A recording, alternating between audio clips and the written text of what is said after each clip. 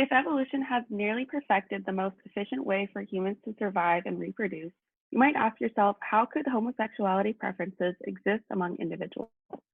One of the sole purposes of an individual's life is to produce viable offspring in order to increase their fitness and ultimately pass down their genes to future generations. So many experts ask, how can a trait like homosexuality, which has a genetic component, persist over evolutionary time if the individuals that carry the genes associated with the trait are not reproducing? We're here to help lead you in the right direction to answer this crucial question in evolutionary psychology. Homosexuality has been celebrated and shunned in various cultures throughout time and history. With different perspectives towards homosexuality, the research and understanding of this phenomenon has not always been accurately represented and portrayed.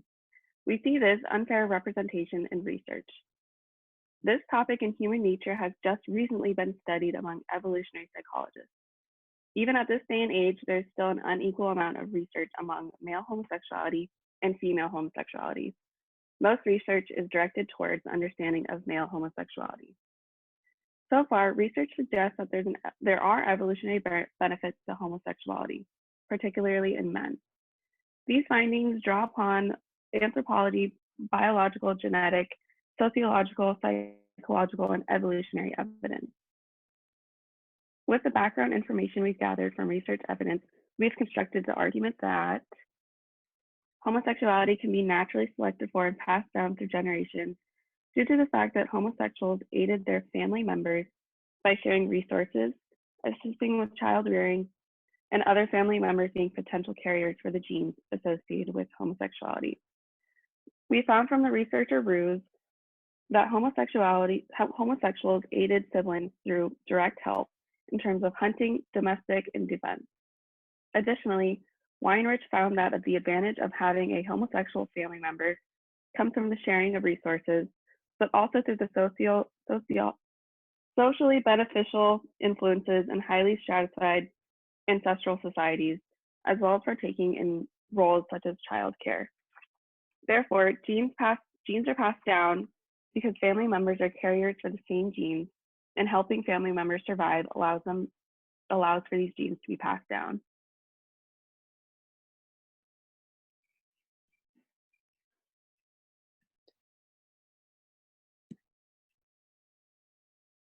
So to start unpacking this argument that Taylor presented, I'll begin with the genetic factor. Researchers have shown that homosexuality is more common in brothers and relatives along the same maternal line. So how does it persist? If these homosexual individuals are not reproducing at the same rates or nearly the same rates of non-homosexual people, then how does this maternal line continue to persist over time? Researchers have shown that the same allele that makes the bearer attracted to men has an obvious reproductive advantage to women. There's an unknown mechanism in the X chromosome of the men's genetic code which helps women in the family have more babies but can lead to more homosexuality in their male offspring.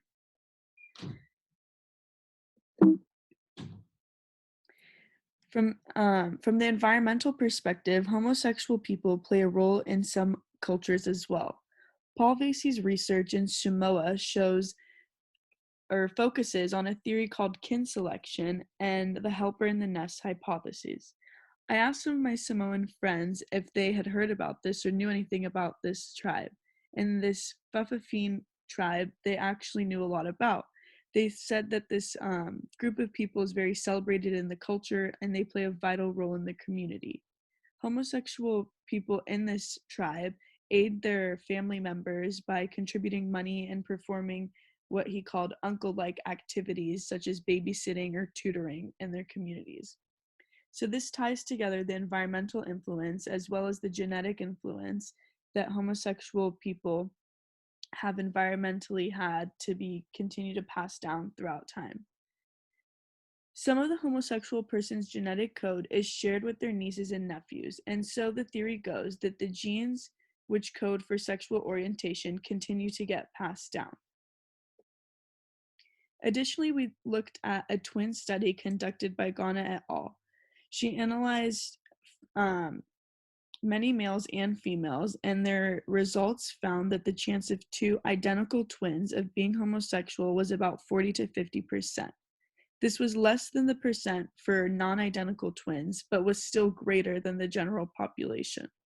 In conclusion, there was a genetic effect, but also an environmental one. We also took a look at homosexuality in animals. There is a lot of homosexual behaviors that researchers have observed in many different kinds of animals. Nina's going to go into more depth about how this ties into our subject.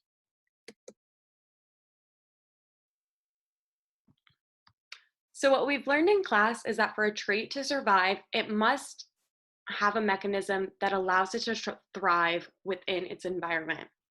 As Angela discussed earlier, homosexual men in Samoa contributed to their families by babysitting and tutoring. This resulted in their familial DNA being passed down through their nieces and nephews via family care and enrichment. By helping their nieces and nephews survive, homosexual Samoans indirectly pass on their genetics by ensuring the survival of their family. Additionally, homosexuality continues to thrive in other parts of the animal kingdom via different mechanisms. One example is how birds will raise their young with two partners. Specifically, female partners who lack a long-term male partner will raise their chicks with another female partner. This is because chick rearing is very difficult and chicks need two parents working together in order to survive. And although female and male pairs are the best, female and female pairs rear better than females alone. Another example is male fruit flies. Their approach to mating is one of trial and error, in that they will mate with any other fruit fly until they can learn to recognize the smell of virgin females. Once they recognize the smell of the virgin females, they can put all of their energy just mating with them. This typically works best in the wild because depending on the habitats of each set of flies, females will have a different set of smells. And if males are hardwired to follow a distinct smell, they miss out on creating genetically diverse offspring. Beetles also use a really sneaky trick to pass on their genetics. Male beetles will mount other male beetles and leave their sperm on the males in hopes that their sperm will be transferred to females that second male has sex with.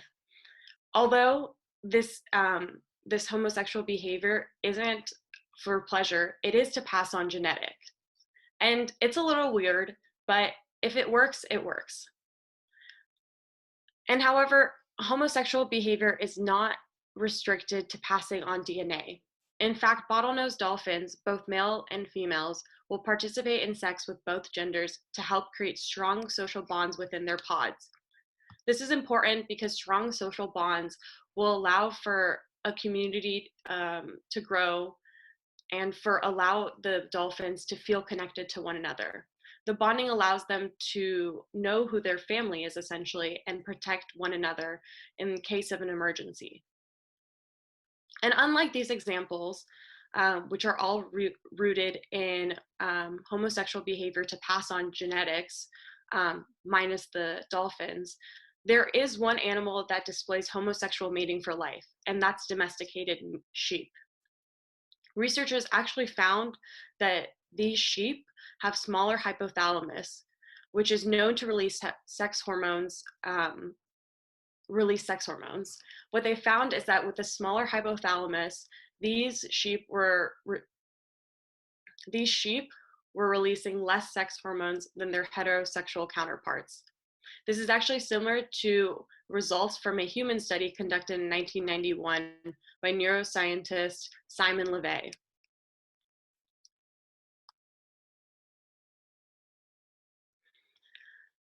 Despite the prevalence of homosexual behavior in animals or humans, there is actually still great controversy surrounding human sexuality. Most of this is due to how religion and culture affect attitudes regarding homosexuality. And although globally it is typical for there to be less tolerance in more religious countries than in less religious countries, there are some exceptions to this rule.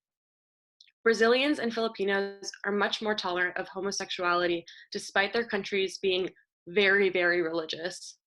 And even though there is an increase in acceptance of homosexuality, only 28 countries currently perform same-sex marriage.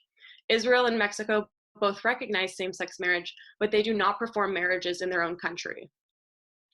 Additionally, homosexual individuals are subject to violence worldwide, especially in Latin American countries, despite some of their more progressive laws. Evolutionary speaking, with greater deaths of homosexual individuals, they lose their ability to pass down their genes. And this is all really due to the great stigmatization individuals continue to face when coming out. Despite these sadder facts, the fight for LGBTQI rights seem to help reduce the stigma worldwide and help change views on homosexuality. With these changing views, homosexuality becomes less stigmatized, and evolutionary speaking allows for the survival of these individuals, thus allowing them to pass on their genetics. Based on the biological research of how genes are passed down from homosexual individuals to the following generations, and with the evolutionary evidence like the helper hypothesis that we mentioned earlier, as well as evidence of homosexuality existing in other species across the animal kingdom, like dolphins, sheep, flies, birds, monkeys, and more, our argument for homosexuality being a trait that can be naturally selected for is valid and supported. Although homosexuality can be considered a controversial topic, it deserves more research directed towards the phenomenon and a fair representation in the field of evolutionary psychology because of its significance in the way that humans have evolved and explaining certain behaviors that we engage in. Thank you for watching our video, and if you have any questions or need any clarification, please reach out to us as we are happy to answer any questions that you might have. Thank you.